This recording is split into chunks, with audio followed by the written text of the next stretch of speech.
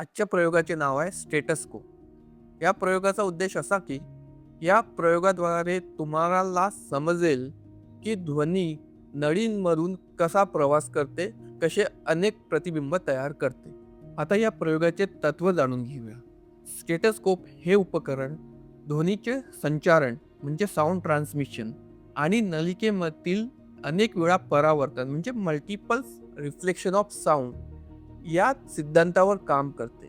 जेव्हा स्टेटस्कोपचा सुरुवातीचा हिस्सा आपल्या फुफ्फुसावर किंवा आतड्यांवर ठेवला जातो, त्या आतड्यांमध्ये एक ठकठक असा आवाज येत असतो. तो ठकठक आवाज तो पडदा पकडतो आणि तो नळीमधून आपल्या कानापर्यंत पोहोचवतो. आणि त्या कानापर्यंत पोहोचायच्या आधी त्या नळीमधून जी ध्वनी प्रवास करते ते नळीवर आदळते आणि अनेक वेळा त्याचं परावर्तन होते आणि ते आपल्या कानापर्यंत पोहोचते.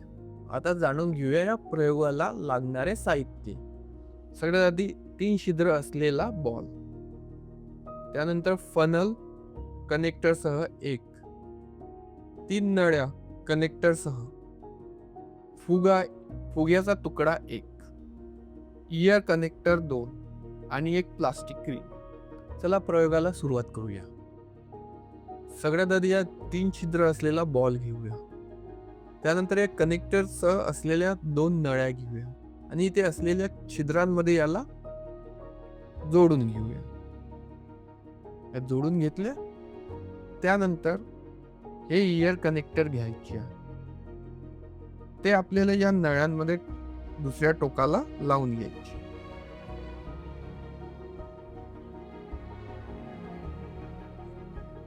या प्रकारे याला असं जोडून घ्यायचं. त्यानंतर हे फनल घ्यायचं आणि या फुगा यामध्ये व्यवस्थित ताणून लावून घ्यायचं.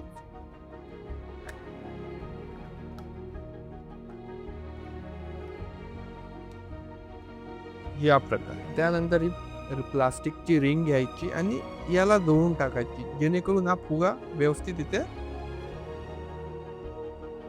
लागेल राहील, बसलेला राहील. हे झालं.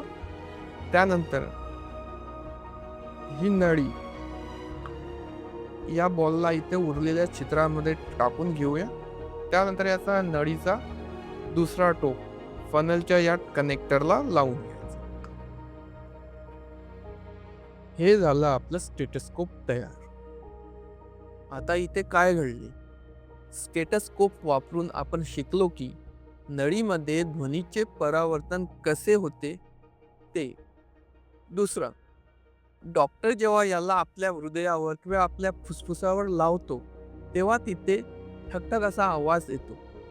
तो ठकठक आवाज या नळीमधून डॉक्टरच्या कानापर्यंत पोहोचतो आणि त्या ठोक्यावरून डॉक्टर माहिती करतो की आपले स्वास्थ्य कसे आहेत. आता स्टेटस्कोपचे उपयोग जाणून घेऊया. आपल्याला माहिती आहे स्टेटस्कोप हा एक वैद्यकीय उपकरण आहे, तर याचा वापर मेडिकल फील्डमध्ये जास्त होतो. जसं की डॉक्टर आपले किडनीचे ठोके किंवा हृदयाचे ठोके ऐकण्यासाठी करतो. दुसरं काही डॉक्टर लोक यातले आपली BP मोजण्यासाठी याचा उपयोग करतात. या प्रयोगासंदर्भात तुम्हाला जर काही प्रश्न असतील, काही शंका असतील तर स्क्रीनवर दिलेल्या टोल फ्री नंबरवर संपर्क साधू शकता.